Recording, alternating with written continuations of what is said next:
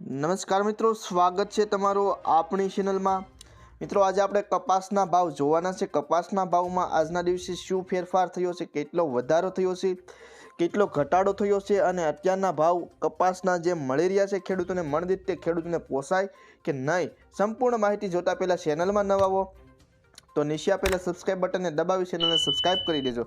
તો મિત્રો, વિગતવાર વાત કરીએ તો અત્યારે કપાસના ભાવ મણદીઠ 1100 રૂપિયાથી લઈને 1400 રૂપિયા સુધી મળી રહ્યા છે। પરંતુ અત્યારે એની સામે જે ખેડૂતોએ કપાસ પકવવા પાછળ જે ખર્ચો કર્યો હોય તો મણદીઠ અંદાજિત 1500થી લઈ અને 2000 રૂપિયા સુધીનો ખર્ચો કરી દીધો હોય છે।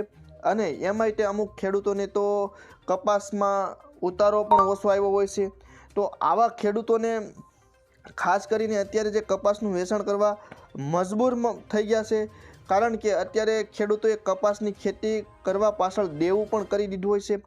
તો અત્યારે કપાસના ભાવ અંગે સરકારશ્રીએ ખાસ ધ્યાન દોરવું જોઈએ, કારણ કે અત્યારે જે કપાસનો ભાવ હાવ તળિયે ઝાટક થયો છે। આમ કે તો અત્યારની મોંઘવારી પ્રમાણે 2000 રૂપિયા તો ઓછામાં ઓછો કપાસનો ભાવ હોવો જોઈએ અને ખેડૂતો દેવું થઈ ગયું છે। ખેડૂતોએ કેટલાક લોકો પાસેથી ઉછીના પૈસા લઈ અને કપાસની ખેતી કરી હોય તો આવા ખેડૂતોને એના પૈસા ચૂકવવા પાછળ ઓછા ભાવમાં પણ મજબૂર થઈ ગયા છે કપાસનું વેચાણ કરવા।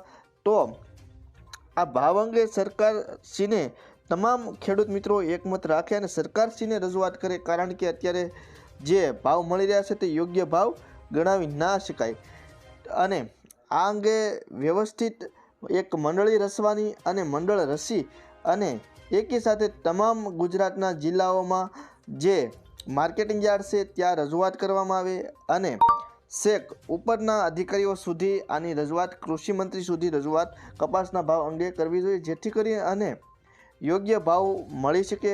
કારણ કે આવી રીતે જો તમે ઓછા ભાવમાં કપાસનું વેચાણ કરતા રહેશો તો તમારે છેવટે ખોટે જ ખાવી પડશે। સાથે વાત કરીએ મિત્રો અન્ય પાકની, તો સિંગના ભાવમાં પણ યોગ્ય ભાવ ખેડૂતોને મળ્યા નથી। તો હવે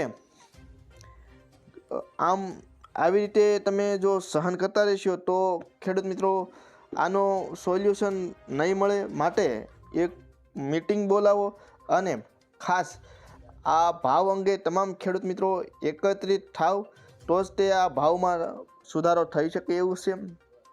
કારણ કે ગુજરાતના અમરેલી હોય, સુરેન્દ્રનગર હોય વગેરે કેટલાક એવા જિલ્લા હોય છે માત્ર ને માત્ર કપાસની ખેતી કરતા હોય, તો આવા જિલ્લાઓને તો મોટી મુશ્કેલી ગણાવી શકાય।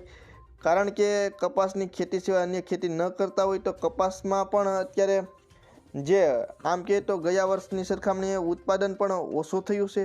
તો ઉત્પાદન ઓછું થવાના કારણે ભાવમાં વધારો થવો જોઈએ, એના બદલામાં અત્યારે ખેડૂતોને કપાસના ભાવ હાવ ઓછા મળી રહ્યા છે। તો આ અંગે હવે એકમત રાખો અને વિડીયો ગમ્યો હોય તો ચેનલને સબસ્ક્રાઈબ કરજો, વિડીયોને લાઇક કરજો અને વિડીયોની લિંક શેર કરજો અને તમારા વિસ્તારોમાં કપાસનો મણદીઠ ભાવ શું બોલાઈ રહ્યો છે એ પણ કોમેન્ટમાં અવશ્ય જણાવજો।